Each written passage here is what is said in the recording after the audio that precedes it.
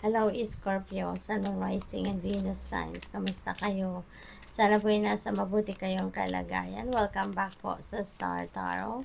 Kung bago kayo rito, welcome din kayo. Thank you sa inyong support. I truly appreciate it. God bless you all.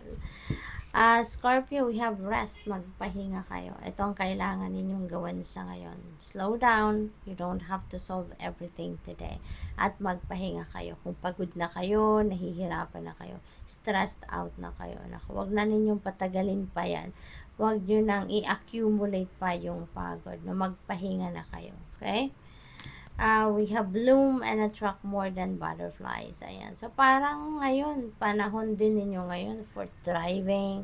Panahon siguro ninyo ngayon. May mga pagkakataon siguro sa buhay ninyo, opportunities for you to thrive, for you to thrive, for you to improve, for you to evolve into the best version of yourself.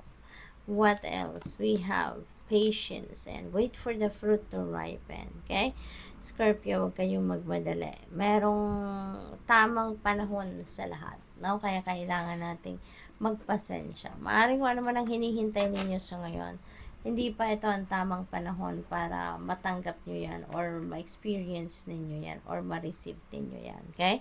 Kaya being asked here to be patient. And always remember, no, na may kasabihan ngang good things come to those who wait, diba? Kaya kailangan ninyo na magpasensya pa. Okay? Pasasaan ba? At marireceive nyo din yan, in divine order and time.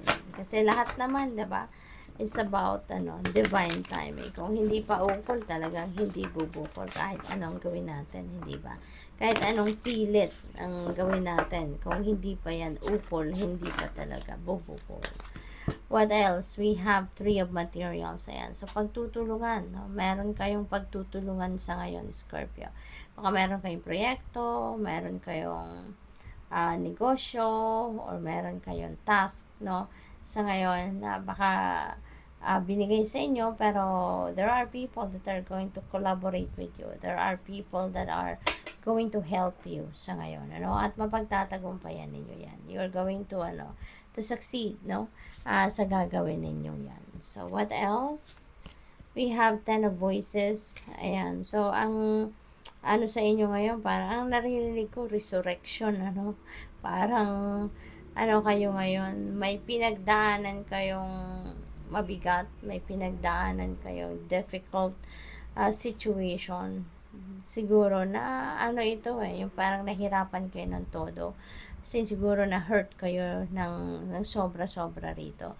No, to the extent na parang bumagsak kayo, Bumagsak kayo dahil sa sama ng loob, as in na low vibe kayo rito. Kaya ngayon, siguro for quite some time na ito, maaring matagal-tagal na itong nangyari. And ngayon, you will be able to realize na it's about time na for you to, to rise above your situation. Kasi maaaring nararamdaman ninyo habang nagtatagal, mas lalong nababaon kayo sa lungkot, mas lalong nababaon kayo sa sama ng loob, yung ganon. Kaya ngayon, maaring may realization kayo na tama na, tama na. Parang siguro marirealize niyo ngayon na hindi niyo na papahirapan palalo yung sarili niyo or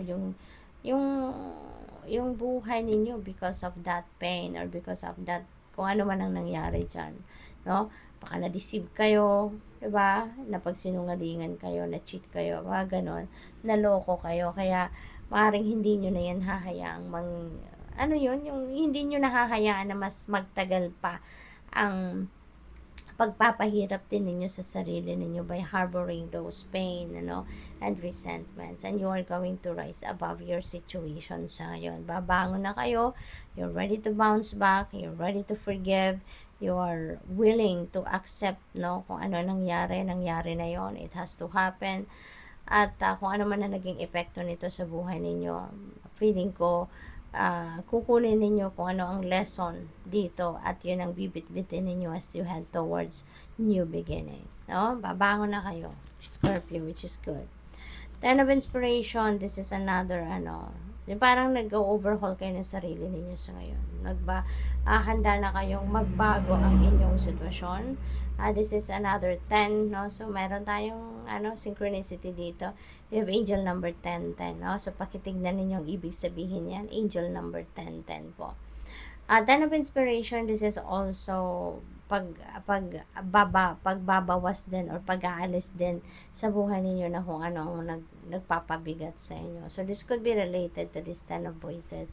So, definitely gusto na ninyo maging magaan ang buhay ninyo. You're ready to move forward with your life. You're ready to move on, no, with your life. Kaya, napakaganda ng as you head towards the new year, 'di ba? Parang gusto niyo na rin na magbagong buhay, bagong taon at bagong buhay. Gusto niyo na din na mas maging maganda na ang inyong sitwasyon. What else? We have death energy. This is all about transformation. 'Di ba? So, kasi yung tens that represents endings and beginnings.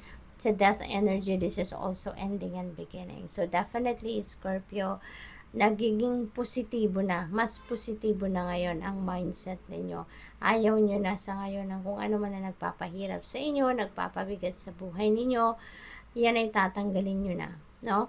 At kung ano yung hindi na nagsiserve ng inyong highest good, you're going to totally remove that from yourself and moving forward na kayo. Moving on na kayo sa buhay, which is really good. You're ready to transform, no, your life into a life na wherein magiging masaya na kayo, komportable na kayo, may harmony na, may peace, no, na mararamdaman kayo. So, good luck to that. We have Knight of Emotions. Ayan. So, merong mag-apologize, Scorpio.